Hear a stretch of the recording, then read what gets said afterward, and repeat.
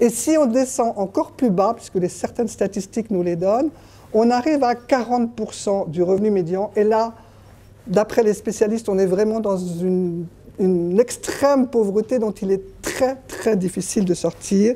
Et là, ce sont des personnes qui vivent avec moins de 684 €.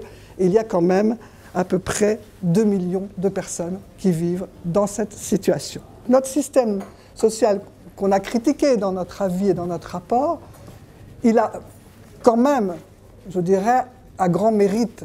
Je vous le dirai tout à l'heure, il est très complexe, il est coûteux, mais il a fonctionné. En particulier quand on a vécu ces grandes crises récentes, on a vu dans d'autres pays une montée dramatique de la pauvreté, alors que chez nous, la pauvreté a augmenté genre de 1 point ou 1,5 point, ce qui n'est pas beaucoup par rapport à beaucoup d'autres pays. En Europe, on estime qu'avec les Pays-Bas, nous sommes le pays qui a je dirais le meilleur, enfin le moins mauvais niveau de pauvreté. Vous connaissez tous le RSA, par exemple, donc c'est un mécanisme, je dirais, de ma portée générale, mais on le fait coïncider avec des mesures ciblées. On combine les aides accessibles à tous les ménages et ceux que l'on affecte à certains besoins. On combine des aides légales et des aides facultatives.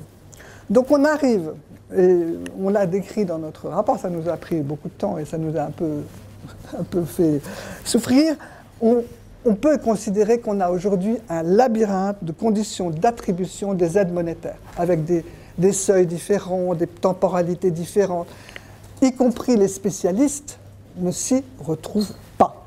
Le gouvernement sait, et c'est tout l'intérêt du CESE, qu'il y a un consensus de la société civile sur ces préconisations-là, et qui peut y aller.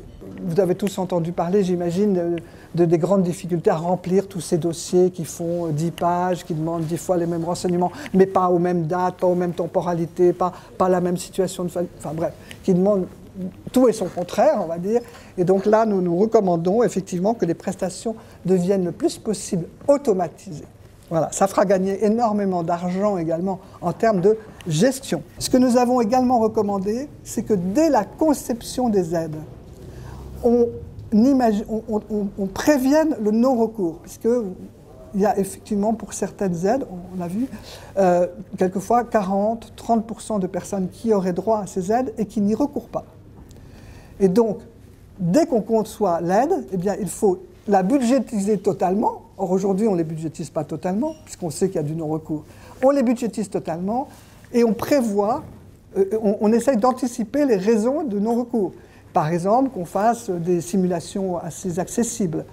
Par exemple, que l'on intègre des personnes justement en grande précarité au moment où on conçoit l'aide pour comprendre ce qui arrête les personnes. Donc ça, c'est quelque chose qui devrait aussi aider au sujet.